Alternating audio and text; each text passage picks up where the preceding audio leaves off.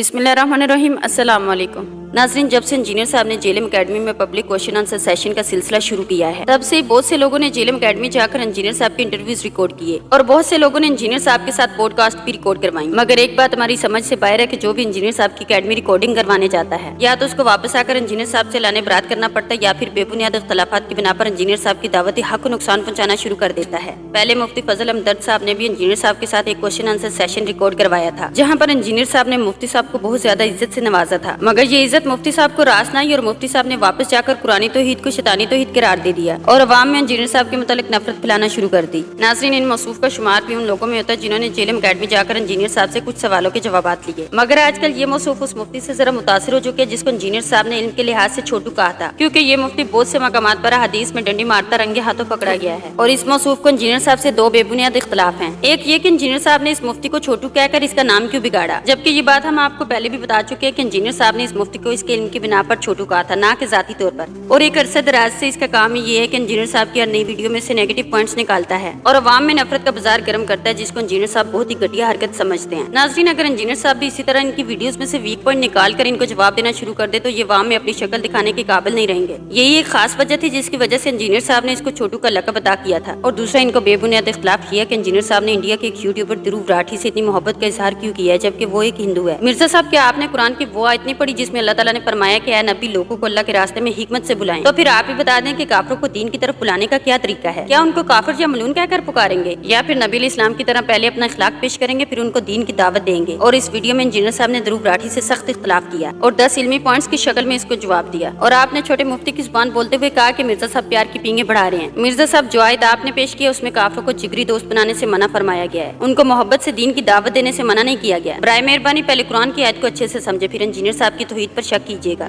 नाज़रीन, इंजीनियर साहब ने बहुत अच्छे अंदाज में ध्रुव राठी को दावत हक दी है। और रही बात भगवान की, तो संस्कृत डिक्शनरी में देखे लफ्ज भगवान का क्या मतलब होता है। संस्कृत में भी लफ्ज भगवान का मतलब खालिक और अजमत वाला होता है। पता नहीं आपने कौन सी डिक्शनरी याद कर ली है और कहते हैं कि तौहीद पर कोई कॉम्प्रोमाइज नहीं। इंजीनियर साहब ने लफ्ज भगवान कहकर अल्लाह की गुस्ताखी कर दी है। ओ भाई, इंजीनियर साहब ने कब ये कह दिया कि अल्लाह ताला को भगवान कहकर पुकारो, बल्कि उन्होंने तो ध्रुव राठी की बात के साथ एग्री किया है, जिसके बारे में डॉक्टर जाकिर नाइक साहब का भी यही मौक़िफ़ है कि भगवान, ईश्वर और अल्लाह ताला एक ही हस्ती के नाम है। इतनी छोटी सी बात पर इतने नफरत अंगेज लहजे में वीडियो बनाने से बेहतर था कि आप छोटे मुफ्ती के अलावा भी किसी को सुन लेते, तो आपको हक बात जरूर समझ आ जाती। अल्लाह से दुआ है कि अल्लाह ताला हम सबको सिरात मुस्तकीम पर चलने की तौफीक अता फरमाए। आमीन। मिलते हैं इंशाल्लाह नेक्स्ट वीडियो में। दुआ में याद रखिएगा। अल्लाह हाफिज।